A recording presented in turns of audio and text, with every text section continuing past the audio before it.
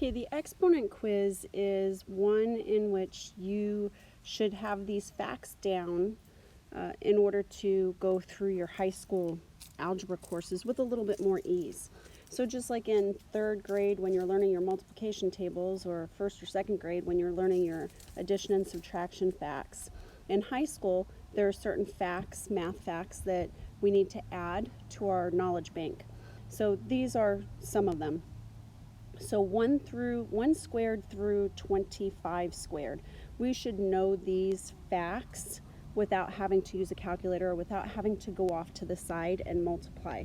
So I'll show you how quickly you should know these facts. 1 squared is 1, 2 squared is 4, 3 squared is 9, 4 squared is 16, 5 squared is 25, 6 squared is 36, 7 squared is 49, 8 squared is 64, 9 squared is 81, 10 squared is 100, 11 squared is 121, 12 squared is 144, 13 squared is 169, 14 squared is 196, 15 squared is 225, 16 squared is 256, 17 squared is 289, 18 squared is 324, 19 squared is 361, 20 squared is 400, 21 squared is 441, 22 squared is 484, 23 squared, that is going to be 529,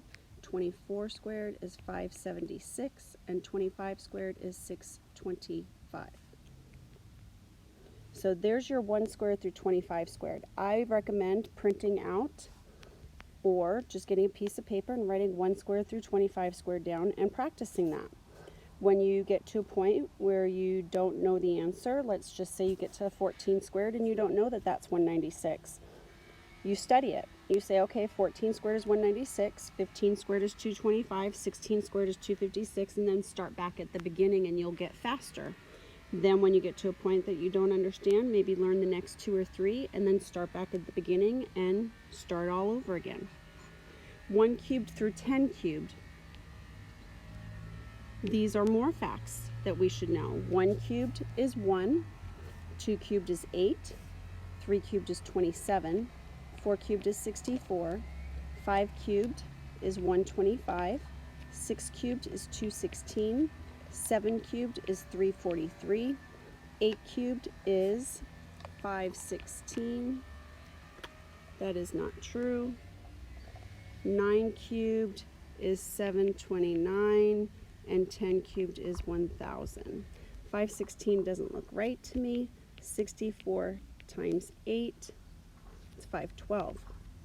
So what you'll do is you'll get used to these numbers, and like I demonstrated just there, sometimes you're going to make a mistake and you're going to say, I'm writing down a number. I've done this so many times before. I've quizzed myself so many times before.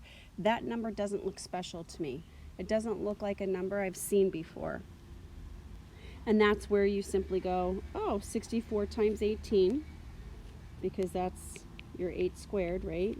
So 64 times 18, that's where the 2 comes from.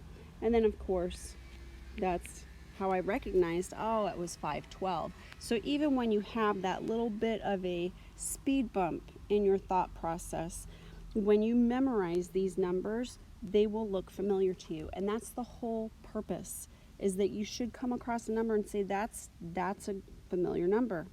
When you put down a number, you go, that's not familiar. I know that that's not right. Then you go back and you maybe fix it.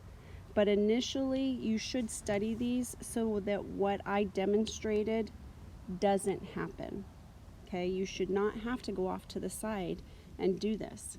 Maybe in the fall, when you take your next math class, you might have to go off to the side and do what I did on 1 or 2 problems. But for the most part, you should have these memorized, and you'll find that it does significantly make a difference.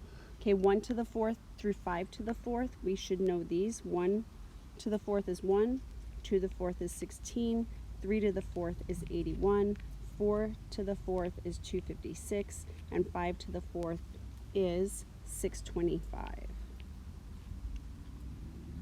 1 to the 5th is 1. Let's do this in a different color just to keep up. 1 to the 5th is 1. 2 to the 5th is 32. 3 to the 5th is 243. And 4 to the 5th is 1024. Okay, so here's an example. I just did this with my classes at the end of last semester. 2 to the 5th, or 4 to the 5th is the same thing as 2 to the 10th. Okay, it's the same thing. So when I ask my students what's 2 to the 10th, they sit there and go, gosh, I'm not sure.